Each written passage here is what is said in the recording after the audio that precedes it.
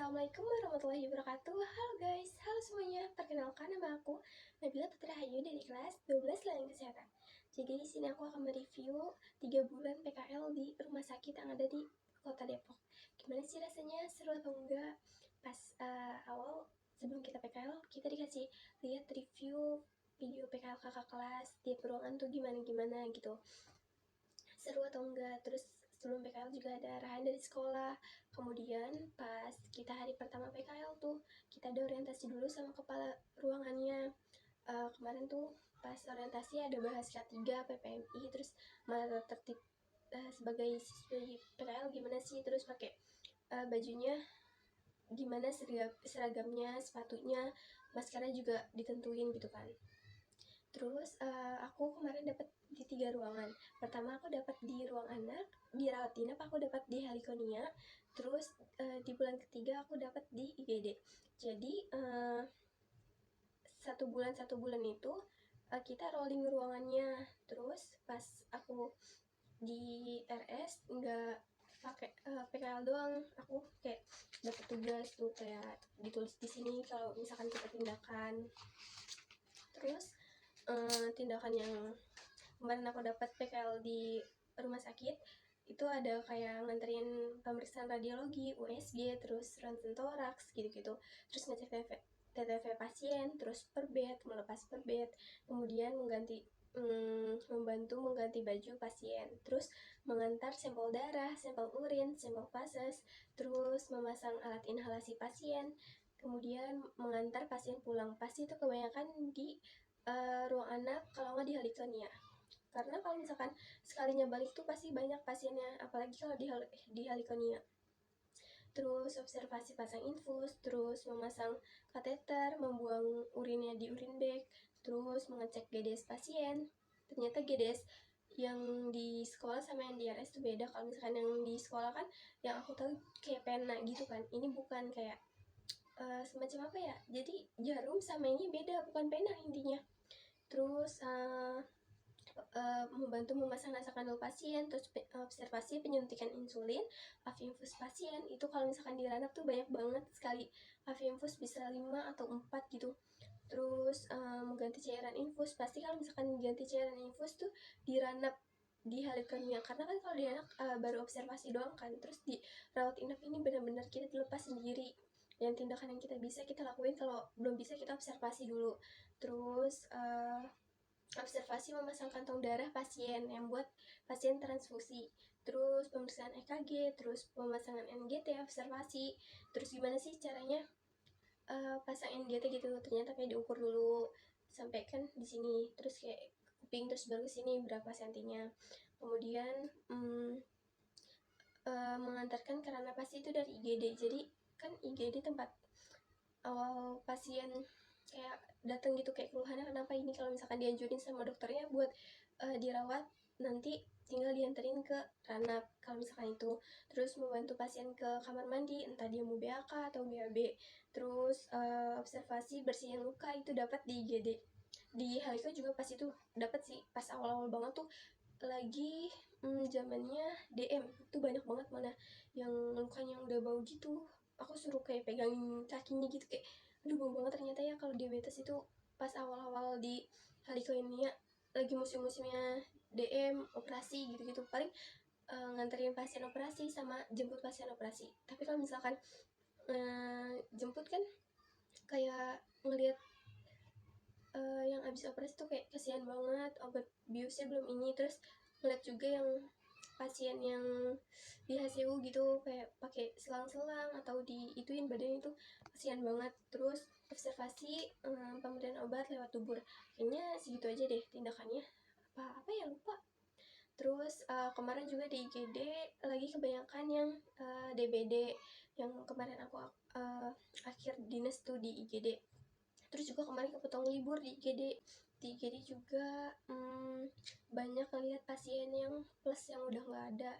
Jadi di IGD tuh banyak banget gebrakannya.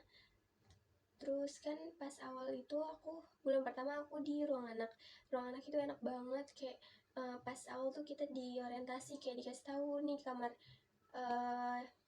kelas-kelas kamarnya, terus bunyi-bunyi setiap kamarnya tuh beda-beda. Terus kalau di anak intinya tuh observasi, semuanya observasi, TTV aja kita observasi. Tapi pas itu aku bantuin buat ngecek saturasi sama suhu. Kadang kalau misalkan ada yang anak udah 10 tahun, itu aku ngecek tensinya.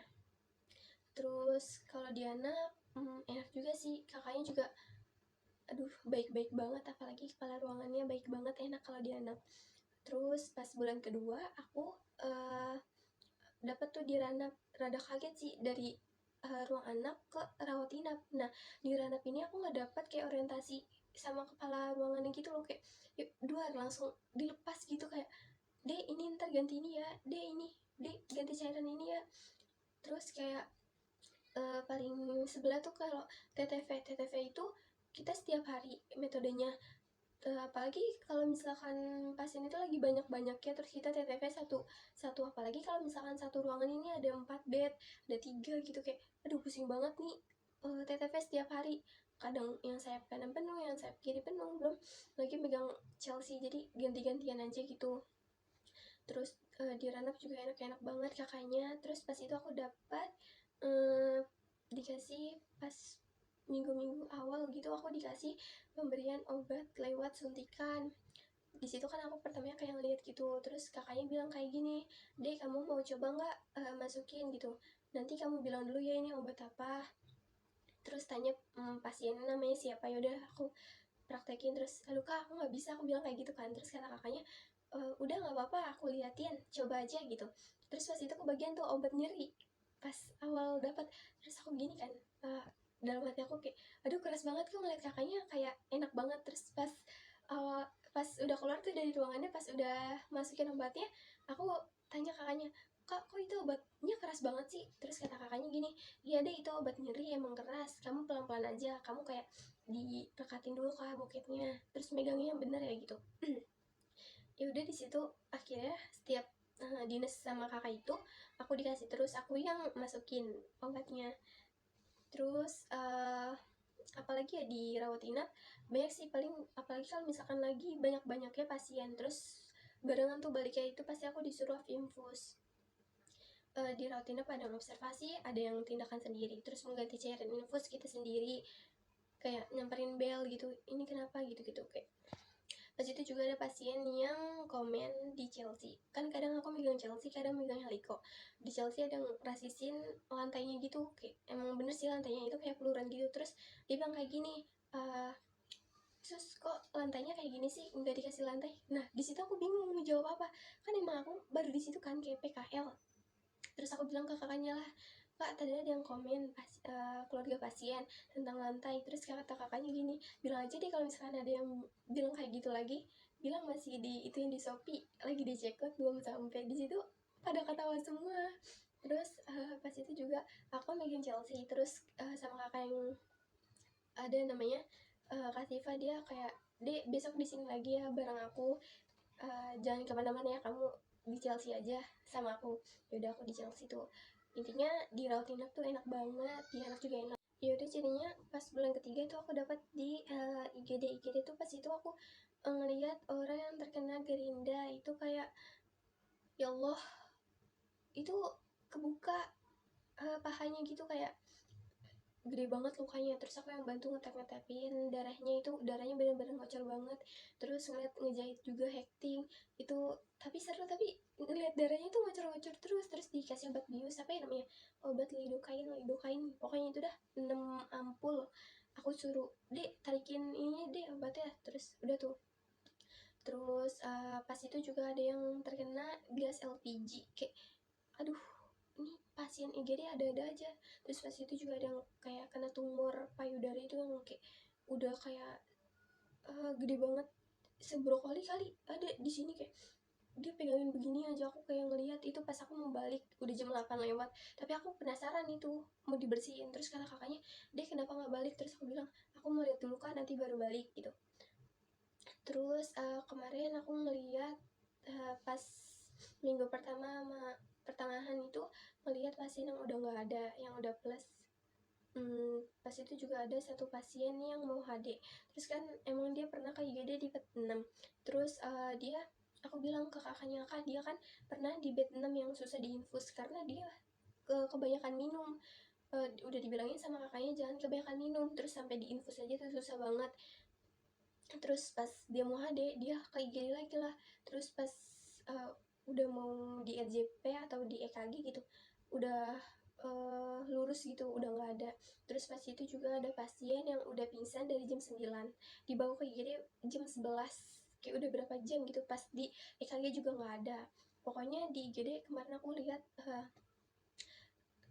anak bayi yang demam atau yang kena DBD, anak-anak kecil, anak gede juga ada yang DBD. Kayak kemarin lagi musimnya DBD. Ya udah, di GD juga aku juga lihat yang pasien yang mau melahirkan gitu, kayak ngeliat pembukaannya atau ngecek pembukaannya, detak jantungnya tuh aku ngeliat kakaknya gimana sih caranya gini-gini, kayak detak jantung bayi ternyata kayak aku dengerin gitu pakai alat. Terus di IGD aku lihat kakak perawatnya sama dokternya itu bantuin intubasi pasien yang udah gawat gitu, kayak ngeliatin aja, pengen bantuin cuman kayak takut ngerepotin. Ya udah, kayaknya segitu aja sih di IGD. Pokoknya random banget, enak. Paling terenak malah di IGD, jadi kita nggak capek-capek, kita nggak sendiri. Soalnya kalau misalkan di ranap kita apa-apa sendiri, mana ruangannya kayak lorong gitu kan, terus kayak jauh. Apalagi kalau misalkan lagi rame banget pasiennya, kan kalau di IGD kita selalu sama kakaknya berdua kayak ayo deh, ayo deh, ayo deh gitu. Tapi ya tetap seru sih, semuanya seru dalam 3 bulan itu. Jadi kita bisa belajar langsung kayak ke pasiennya gitu. Kan kalau misalkan di sekolah kita kayak praktek ke temen gitu doang kan.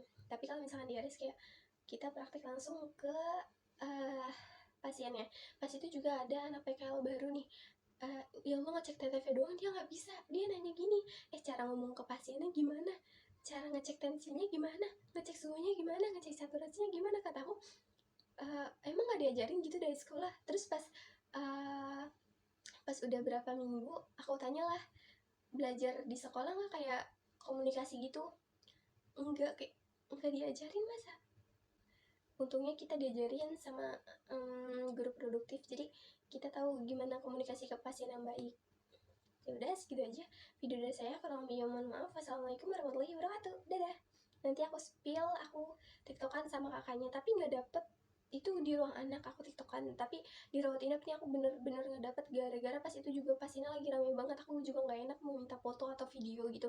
Terus jadi aku dapat foto sama dokter sama kakak perawatnya. Yaudah, segitu aja video dari saya. Kurang lebihnya mohon maaf. Wassalamualaikum warahmatullahi wabarakatuh. Dadah.